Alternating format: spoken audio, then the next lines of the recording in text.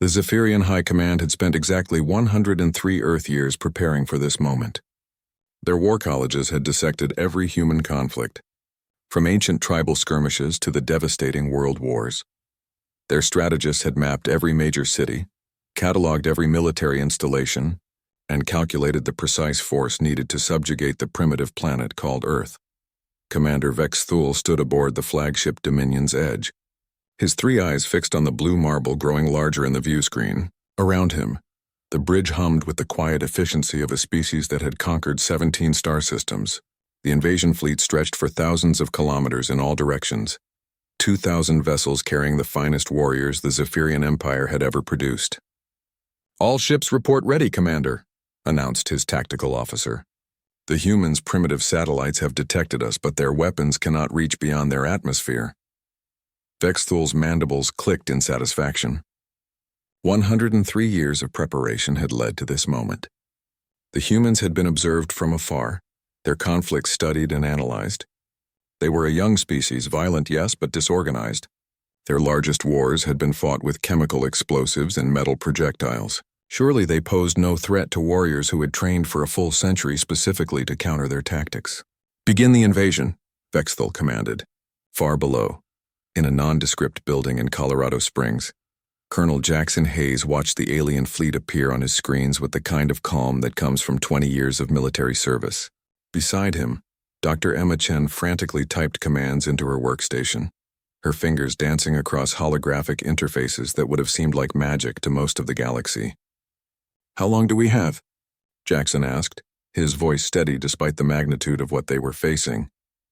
"Their lead ships will breach the atmosphere in approximately 8 minutes, Emma replied, not looking up from her work. "The quantum defense grid is at 97% readiness. We just need there." She slammed her palm against a glowing panel. "All systems online." Jackson nodded and opened a secure channel to every military installation on Earth. "This is NORAD Command. Condition Red is now in effect. All units execute Protocol Prometheus. Time to show our visitors what they missed in their research." The Zephyrian advance guard pierced Earth's upper atmosphere with textbook precision, their ship's energy shields gleaming like fallen stars. Vex Thule allowed himself a moment of pride. His warriors had practiced this exact maneuver thousands of times in simulation. The human response would be predictable: fighter aircraft with chemical propulsion and crude missiles that their shields would deflect effortlessly. Instead, reality tore open around them. Space itself seemed to twist and buckle as massive energy discharges erupted from hidden installations across Earth's surface. But these weren't the primitive energy weapons the Zephyrians had expected. These beams bent the laws of physics, reaching across impossible distances in microseconds, guided by quantum targeting systems that calculated trajectories through folded space-time. "Shields failing," screamed the tactical officer as the first wave of Zephyrian ships simply ceased to exist, their matter scattered across several dimensions simultaneously. Vex Thule's training kicked in. "Evasive maneuvers? Deploy the—" He never finished the sentence. A weapon that the Zephyrians had no name for, Emma would later call it a localized entropy reversal cannon, struck the Dominion's edge. The flagship didn't explode or burn. It simply stopped being, as if the universe had decided it had never existed in the first place. On the surface, Jackson watched the tactical display with grim satisfaction. Red dots representing enemy vessels winked out of existence faster than his technicians could count them. "Status report, Dr. Chen." Emma's eyes were wide with something between awe and terror at what they had unleashed. 97% of their fleet eliminated.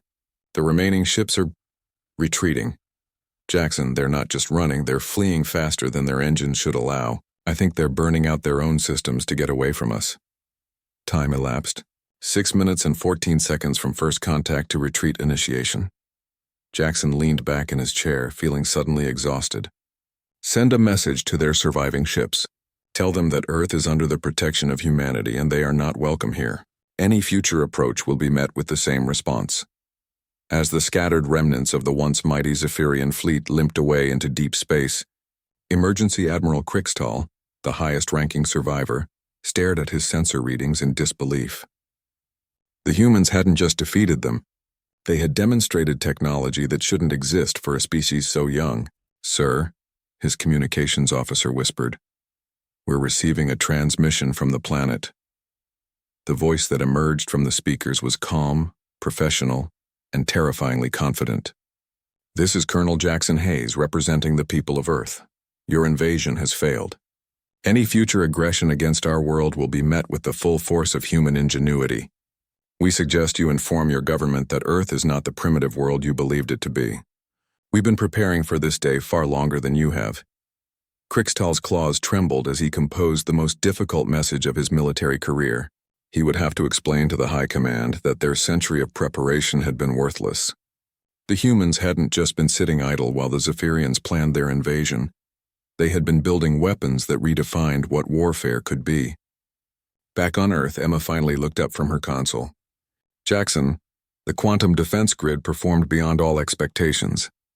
But I have to ask, how did we develop all this so quickly? The theoretical framework alone should have taken decades. Jackson smiled, the first genuine smile he'd worn in months. Emma, you're thinking like a human. We've always been good at one thing above all else, taking an impossible problem and finding a way to make it work anyway. The moment we detected their scout ships 5 years ago, every brilliant mind on this planet got to work. We didn't have a century to prepare like they did, but we had something they didn't. Which was the absolute certainty that if we didn't figure this out, there wouldn't be a tomorrow to worry about. He gestured toward the display, where the last of the alien ships was disappearing beyond sensor range. Humanity's greatest strength has always been our ability to innovate under pressure. We don't plan for war for a century. We end wars in 6 minutes. As news of the failed invasion spread across the galaxy, a new truth became evident to every species monitoring the communications networks. Earth was no longer the primitive backwater they had assumed. Humanity had announced itself to the cosmos not with messages of peace, but with a demonstration of power that defied everything the galaxy thought it knew about young civilizations. The Zephyrians would never recover from their defeat.